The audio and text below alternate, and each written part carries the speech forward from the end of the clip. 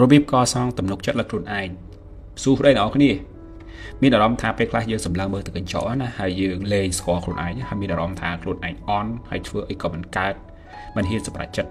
ហើយក៏មិនហ៊ានដើរទៅមុខទៀតបើសិនជាអ្នកគ្នាស្ថិតនៅក្នុងស្ថានភាពបែបនេះបាត់បង់អារម្មណ៍ទំនុកចិត្តខ្លួនឯងបែបនេះខ្ញុំចង់ប្រាប់ថាវាមិនមែនជាកំហុសរបស់អ្នកទាំងអស់គ្នាទេទំនុកចិត្តមិនខុសទេសាច់ដុំបើទោះបីជាយើងមិនបានហាត់ក៏វានៅតែទន់ជ្រាយអូខេអញ្ចឹងយើងនឹងកសាងវាឡើងវិញបានអញ្ចឹងនៅក្នុងវីដេអូនេះខ្ញុំនឹងចែករំលែក4វិធីសាស្ត្រជាក់ស្ដែងដែលជួយឲ្យដាស់ទំនុកចិត្តរបស់យើងហើយពីរឿងមករបស់យើងឲ្យបកត្រឡប់មកវិញវិធីទី1ដែលយើងងាយបំផុតគឺការស្វែងរកជ័យជំនះតូចៗឲ្យខ្លួនឯងនៅពេលដែលយើងបាត់បង់ទំនុកចិត្តអាគូក្បាលរបស់យើងហ្នឹងគឺវាតែងតែគិតថាយើងគឺជាមនុស្សដែលបរាជ័យដើម្បីបញ្ឆោតអាគូក្បាលរបស់យើងនឹងមានជំនឿជឿជាក់ឥឡូវវិញណាអញ្ចឹងអ្នកតែធ្វើរឿងតូចៗឲ្យបានសម្រេចឧទាហរណ៍ថាពេលដែលយើងភ្ញាក់ពីគេងណាយើងបត់ភួយឲ្យបានស្អាតបាតទៅសន្យានឹងខ្លួនឯងថាថ្ងៃនេះផឹកទឹកឲ្យបាន2លីត្រទៅ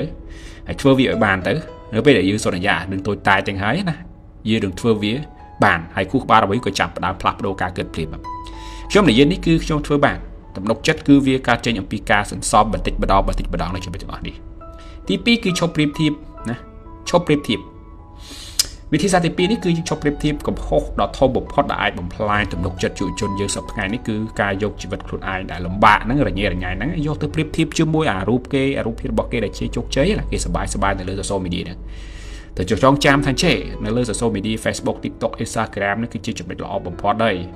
1% ទេនៃជីវិតតែប៉ុន្តែគេមិនបានបង្ហាញអាគេយំគេសោកគេលំបាកគេវេទនាគេដាច់លុយទេជឿខ្ញុំទៅច្បាប់មាសប្រៀបធៀបខ្លួនឯងថ្ងៃនេះជាមួយខ្លួនឯងកាលពីម្សិលមិញគឺល្អបំផុតកុំប្រៀបធៀបខ្លួនឯងជាមួយជីវិតអ្នកដទៃអ្នកអត់ដឹងជីវិតគេលំបាកវេទនាយ៉ាងណាទេណាsocial mediaគ្រាន់តែជាការបិទបាំងមួយតែប៉ុណ្ណោះថ្ងៃនេះអ្នកដើរទៅមុខមួយជំហានហើយអ្នកនឹងឈ្នះមួយជំហានវិធីសាស្ត្រទី3គឺពង្រឹងសមត្ថភាពពិត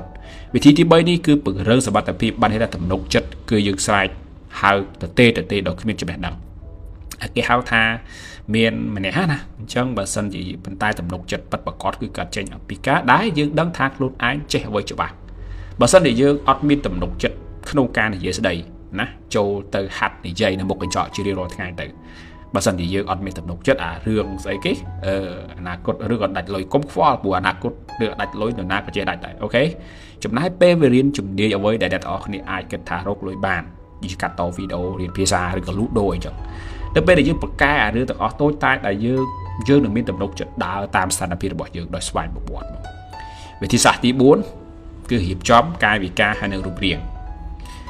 វិធីសាស្ត្រចុងក្រោយនេះគឺជាការផ្លាស់ប្ដូរអាកាយវិការខាងក្រៅរបស់យើងណាអារូបរាងចិត្តគំនិតមានតំណែងចិត្តស្និទ្ធណាមនុស្សដែលអស់សង្ឃឹមគាត់តែងតែដើរអោនក្បាលអោនខ្នងដែលឃើញទេអត់ហ៊ានមើលមុខគេទេអញ្ចឹងណាអូអាហ្នឹងគាត់ខ្លាចគាត់ខ្វះទំនុកចិត្តអញ្ចឹងវិធីនេះគឺយើងអាចសាកល្បងចាប់ពីថ្ងៃនេះទៅយើងដើរងើបមុខនោះមិនមែនងើបនឹងឆ្លើយណាគេហៅថាងើបដើម្បីឲ្យយើងមានទំនុកចិត្តបើកស្មាឲ្យធំមកសម្លឹងមើលភ្នែកមនុស្សជុំវិញខ្លួនយើងណាដោយក្តីរាប់អានមិនមែនដោយក្តីសម្លក់សម្លឹងទេខ្ញុំអត់ដឹងទេណាយើងដឹងស្រាប់ហើយថាពេលដែលយើងចង់តាក់ទងនរណាម្នាក់ឬក៏យើងចង់ឲ្យការនិយាយស្ដីឲ្យមានទំនុកចិត្តគឺការសម្លឹងគ្នាទៅវិញទៅមកក្នុងក្រសែភ្នែកឲ្យមានភាពរុះរាយរាក់ទាក់ណាចុះយើងមានរបៀបយើងមាន style របស់យើងហើយយើងមើលទៅស្អាតបាតហើយអូខេវាផ្ដល់ធម៌ពលឲ្យយើងសំខាន់មែនតើជាចុងក្រោយបញ្ចប់វីដេអូនេះខ្ញុំសូមប្រាប់អ្នកនរគ្នាថាទំនុកចិត្តមិនមែនកើតឡើងនៅពេលដែលអ្នកដឹងថាអ្នកនឹងជោគជ័យគ្រប់រឿងទេក៏ប៉ុន្តែវាជាការដឹងច្បាស់ថាបើទោះបីជាអ្នកជួបបរាជ័យក៏អ្នកនៅតែអាចក្រោបឈរឡើងវិញបានដែរជើងចូលផ្ដល់ឱកាសឲ្យស្លាយខ្លួនឯងឲ្យបានច្រើនតែនៅចំណុចទី4នេះតើចំណុចមួយណាដែលអ្នកនរគ្នាគិតថាអាចចាប់ផ្ដើមបាន